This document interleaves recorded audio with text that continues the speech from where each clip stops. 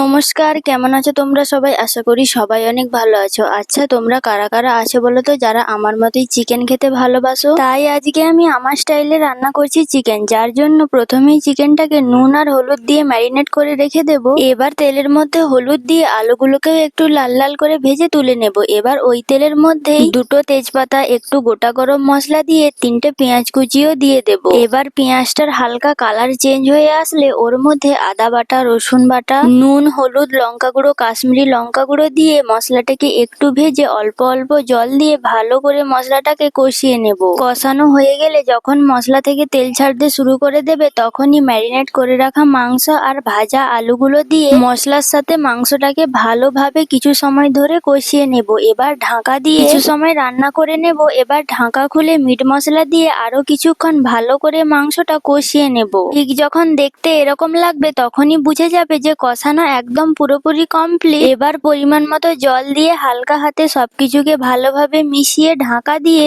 মাংস আর আলুগুলো ভালোভাবে সিদ্ধ হওয়া পর্যন্ত রান্না করে নেব। এবার আর কি, গরম ভাতে এইরকম লাল লাল ঝাল ঝাল মাংসের ঝোল থাকলে আর কি চাই। টাটা।